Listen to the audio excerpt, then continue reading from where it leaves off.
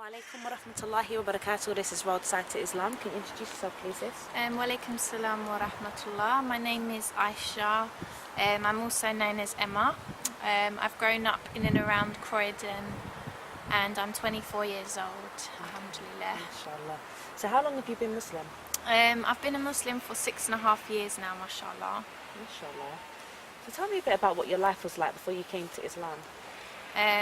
Well, my early life was good, mashallah. I had like a strong family unit, my mum, my dad and my sister.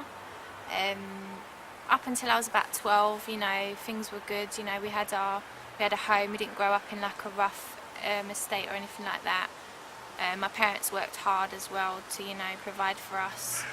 So, you know, things were quite good up until I was about 12, and then my parents, my dad was basically unfaithful, my mum and dad split up, and basically from then things just changed a lot really in my life. The family unit suddenly was gone.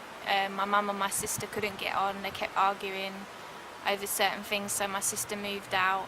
My mum was out a lot because she was trying to get over what had happened, because she's with my dad for such a long time. She's with him since she was about 18, and they got married at 18 as well, so, you know, like, it was a real shock for her that you know, he'd been unfaithful obviously, and, you know, yeah, she was just basically going out a lot and I didn't really have anyone. So, you know, things were different in the money area as well, because obviously my mum was on her own, and you know, she didn't have any money. She was always moaning about money and, you know, saying, oh, I can't afford this anymore, you know, you'll have to go and do this. And so basically I was just on my own, and, you know, obviously in this society when you're about 13, that's the time when you start to go out a bit, you know, you have your friends, and basically I just started getting into just silly things like, you know, robbing and graffitiing, you know, shoplifting, just drinking and smoking. I started smoking weed a lot, and just general, like, all those kind of things really, all the things that aren't good for you, you know, to be doing. And then up until 16 really, like, that was just my life for those sort of 3 to 4 years. It was quite, you know, just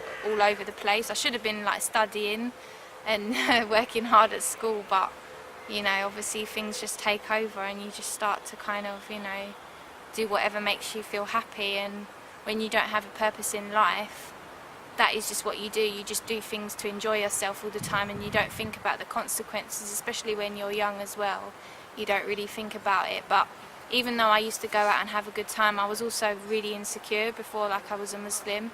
I used to want to get like surgery, and I used to want to, like, you know, everything was just all superficial. It was always about how you looked and not anything else. And obviously that, you know, that side of things is hard as well. Like, when you don't know your purpose in life, you just think that a woman, you know, as a woman, you just think you have to look good all the time, and, you know, you're influenced all the time by society. So, you know, you can get really low days, and I'm sure a lot of people watching this who are females will connect with that as well. You know, like, if you're Muslim, you'll remember that from before, like, and even if you're not Muslim, you'll know what I'm talking about, because obviously, you know, you're expected to do so much in this society as a woman, and that can really bring you down because there's so much demands on you all the time. So really, yeah, my life was just quite, you know, it was a mixture of highs and lows, but the lows were really low because obviously I didn't know my purpose in life.